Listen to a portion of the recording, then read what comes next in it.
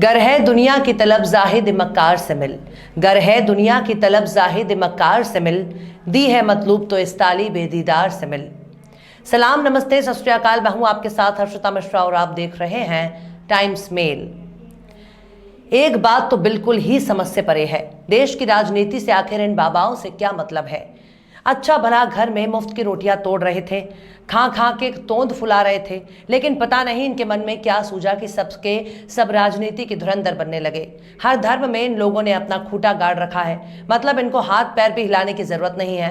पाप पुण्य स्वर्ग नर्क लोक पर लोग जाने का वीजा और परमिट भी यही लोग देते हैं। इसलिए भले ही बाबा कितना काहिल, आलसी, जाहिल, जपट और निकम्मा ही क्यों ना हो, वो कभी भूखा नहीं मर सकता। लेकिन आजकल इनकी तादाद कुछ ज्यादा ही बढ़ती जा रही थी। पता नहीं 20, 30 और 50 रुपए के गमछे को पहनकर कोई कैसे बाबा बन सकता है। मतलब इनके पास बाबा होने का कोई मानक तो होता ही होगा। एक भगवा गमछा और माथे को रंग लेने से कोई जागरूक कैसे हो सकता है? और इनको जगत गुरु वाली डिग्री देता कौन है? जिन लोगों ने भारत से बाहर कभी दुनिया देखी ही नहीं है, आखिर ये लोग पूरे जगत का गुरु कैसे बन जाते हैं, जबकि भारत के अलावा इनका नाम भी किसी ने नहीं सुना होगा। ये लोग जिस कमरे में रहते हैं उसी को जगत मान लेते हैं। अच्छा, सबसे कमाल की बात यह है कि एक आम आदमी या औरत को खुद के नाम के आगे श्री, श्रीमती और कुमारी लगाने में भी शर्म आती है, लेकिन ये लोग श्री, डबल श्री, ट्रिपल श्री, आचार्य, जगत गुरु और परमहंस लगाते हैं। कायदे से अगर एक पोस्ट लेटर इनके नाम पर भेज दिया जाए तो एक एक मोहल्ले में शायद दर्जन भर जगत गुरु, परमहंस और आचार्य मिल जाएंगे। एक ऐसा ही जगत गुरु, परमहंस, आचार्य, तीनों नाम लगातार बीते साल ही मार्केट में नया नया लॉन्च हुआ, जो खुद को किसी तपस्वी छावनी का महंत बताता है। लाल, पीला, रंगीन, गुलाबी रंगों को जब एक साथ अपने चेहरे पर पोत लेते हैं तब इनको इंसान मानने में भी संदेह होने लगता है। लेकिन हम भी क्या कर सकते हैं? दुनिया इनको इंसान मान रही है तो हम लोग कैसे दूसरे ग्रह का विचित्र प्राणी मान लें? हम लोग भी इस रंगाई पुताई वाले शख्स को इंसान मान ही लेते हैं। हम लोग इन पर कई एपिसोड बना चुके हैं, हमारे कई दर्शकों को इनका चेहरा याद होगा। इसे हम लोग प्यार से गुरु घंटाल पुकारते हैं। दरअसल आजकल गुरु घंटाल राजनीति में दाव आजमा रहे हैं। कई मुसलमानों और ईसाइयों को चुनौती के बाद जब गुरु घंटाल को किसी ने कोई भाव नहीं दिया तो गुरु घंटाल ने आगरे के ताजमहल पर ही धावा बोल दिया। कई बार हिंदू राष्ट्र बनाने के लिए गुरु घंटाल कूद रहे थे, कई बार अपने भक्तों का आह्वान भी कर चुके हैं। गुरु घंटाल के पीछे खड़ा होने वाला एक भी शख्स नजर नहीं आएगा। इस गुरु घंटाल की फैन फॉलोइंग भी केवल हाथ में खैनी मलने और पान चबाने तक साथ खड़ी रहती है। उसके बाद तो बाबा जी तुम कौन और हम कौन। खैर छोड़िए, पॉइंट पर आते हैं। दरअसल ये गुरु घंटाल कई बार अयोध्या, आगरा जा चुके हैं। पहली बार जब ताजमहल के दर्शन करने पहुंचे तो उन्हें धक्के मारकर बाहर कर दिया गया। ऐसा हम नहीं, वो खुद ही कह रहे हैं। उसके बाद जब फिर वो भारत को हिंदू राष्ट्र बनाने के लिए आगरा पहुंचे तो पुलिस ने बाबा जी को टांग लिया और उनको उठाकर हिरासत में ले गई। अब गुरु घंटाल ने एक बार हिम्मत जुटाई है और अब फिर से आगरा कूच करने की तैयारी कर रहे हैं। और अब तो उन्होंने अदालत का दरवाजा भी खटखटाया है। और अदालत जाने वाले इस बार ये अकेले नहीं है, बल्कि उनके साथ वृंदावन के महेश्वर धाम मंदिर के महंत धर्मेंद्र गिरी गोस्वामी हैं, जिन्होंने इलाहाबाद हाई कोर्ट में 10 मई को याचिका दाखिल की और धर्म दंड और भगवा वस्त्र के साथ ताजमहल के अंदर जाने की मांग की है और कहा है कि ताजमहल के बंद 20 कमरों और उससे संबंधित कई रहस्य की बात इतिहासकार करते रहे हैं। मतलब कि ताजमहल ही हिंदू मंदिर है। आखिर क्यों सनक गए गुरु घंटाल? आखिर क्यों फिर बेइज्जत होने जा रहे हैं श्री 420 महाराज?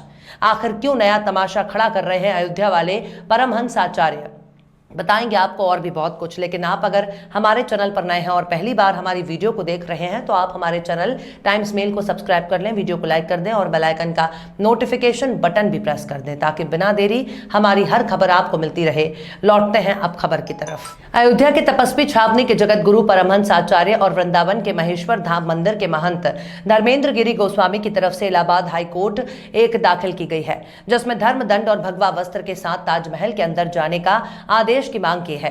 इस याचिका में यह भी कहा गया है कि ताजमहल के बंद कमरों की जांच करने की बात कही गई है ताकि ताजमहल को आसानी से हिंदू मंदिर साबित किया जा सके।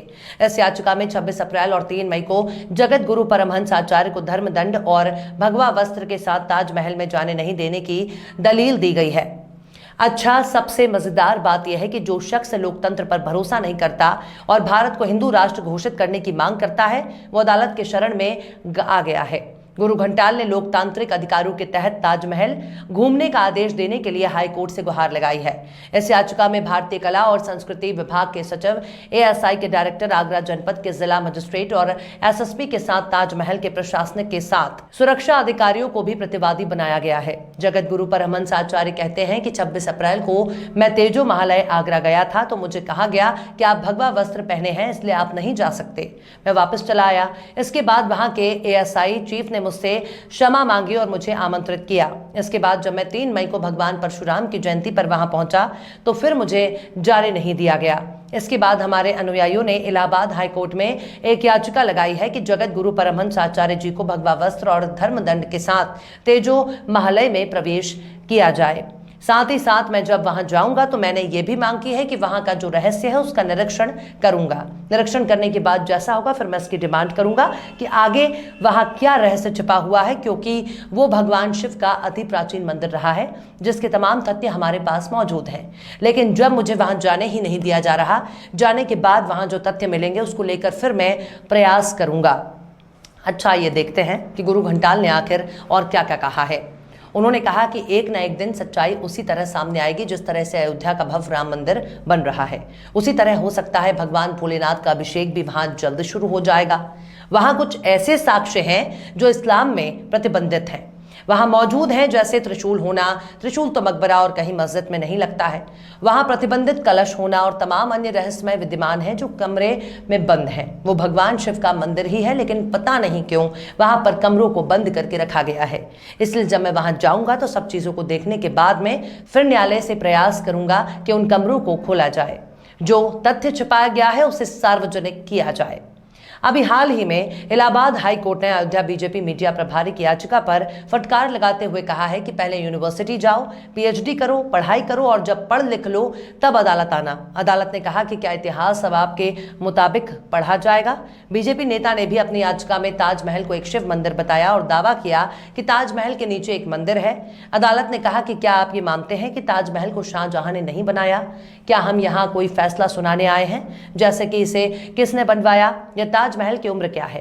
हाई कोर्ट ने तल्ख टिप्पणी करते हुए कहा कि आपको जिस टॉपिक के बारे में जानकारी ही नहीं है उस पर रिसर्च करिए, जाइए एमए कीजिए, पीएचडी कीजिए। खैर, गुरु घंटाल अदालत गए हैं तो इनको भी खुराक पानी जरूर मिलना चाहिए। बहरहाल चलते चलते आखिर में फिराक गोरखपुरी ने भी क्या खूब फरमाया है।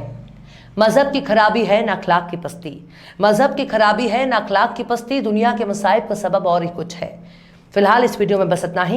ये वीडियो आपको कैसा लगा कमेंट बॉक्स में आप जरूर बताइएगा। वीडियो पसंद आए तो लाइक करें। हमारे वीडियो लिंक को फेसबुक, ट्विटर, व्हाट्सएप पर अपने रिश्तेदार, यार, दोस्तों को भी शेयर करें। और बेबाक, निष्पक्ष, स्वतंत्र पत्रकारिता को सपोर्ट करने के लिए आप हमारे यूट्यूब चैनल टाइम्स मेल को जरूर सब्सक्राइब करें। और हाँ, बेल आइकन की घंटी वाली बटन भी आप जरूर से दबा दें ताकि आपको हमारे आने वाले नए वीडियो की नोटिफिकेशन फौरन ही मिल जाए।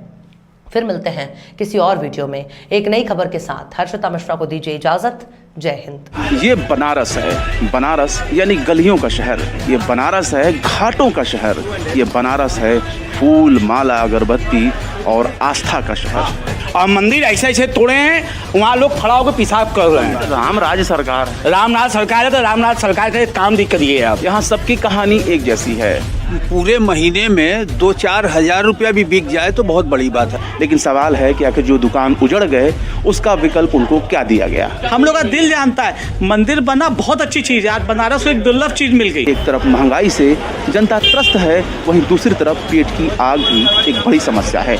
लेकिन मंदिर से हम अपने घर का पालन पोषण कैसे करेंगे? यहाँ पर नवीनीकरण के नाम पर बहुत सी मूर्तियों को तोड़ दिया गया। तोड़े वो तो मुगल तोड़े थे, अंग्रेज तोड़े थे। लोग क्यों नहीं, हमारे राज्य में हमारे मोदी सरकार में टूटा है। पूरे मिनट काशी उजाड़ दिए हैं। तो देख लिया आपने हमारे इस वीडियो को। हमें उम्मीद है कि आपने हमारे वीडियो को लाइक किया होगा और दूसरों को भी शेयर किया होगा।